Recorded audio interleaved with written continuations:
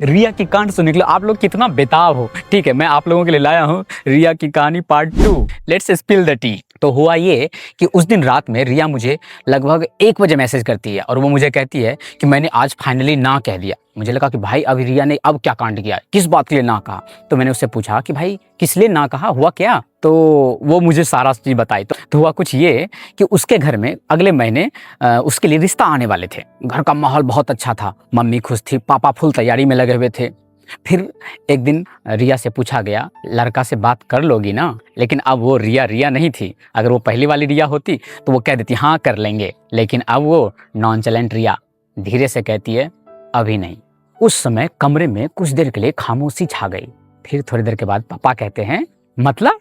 तो रिया कहती है मैं भी शादी के लिए रेडी नहीं हूँ। सच कहूं तो पापा अपने हिसाब से सही कर रहे थे। वो तो सही सोच रहे थे कि लड़की सेटल हो जाए, लेकिन यहाँ पर सेटल का मतलब दोनों के लिए अलग था। पापा के लिए सेटल का मतलब शादी था, वहीं रिया के लिए सेटल का मतलब था खुद को समझना। और यहीं से टकराव शुरू हुआ। लेकिन तभी मम्मी का इक्का चला, लोग क्या कहेंगे। यही वो लाइन है जो अक्सर लोगों को सही फैसले लेने नहीं देती है। फिर थोड़ी देर के बाद पापा भी सख्त होकर के कहते हैं तुम्हें इतना पढ़ाया लिखाया, जॉब लगवाई, और अब तुम्हें क्या चाहिए। रिया पहली बार आंख उठाकर कहती है कि मुझे खुद चाहिए।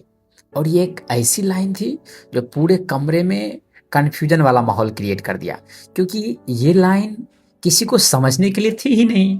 और उस दिन यही सब कांड होने के बाद वो रात में मुझे 1 बजे बताने आई थी। और पता है रात में ये 1 बजे मुझे क्या मैसेज करती है, ये कहती है क्या भाई मैं गलत हूँ।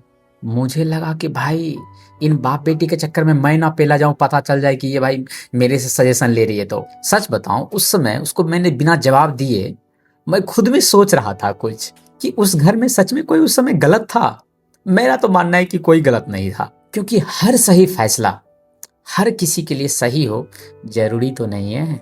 लेकिन पता है ये सब कांड होने के बाद घर में बातें कम होने लगी, वही टिपिकल इंडियन फैमिली बिहेवियर। लेकिन इस नई नॉन चैलेंट रिया की कांड अभी ही कहाँ खत्म होने वाली थी। उसने फिर एक ऐसा कांड किया जिससे इस बार सिर्फ बात शादी तक नहीं, इस बार इज्जत तक पर आ गई। इवन उसके पापा तो ये तक कह दिए कि ये बेटी हमारी नहीं है।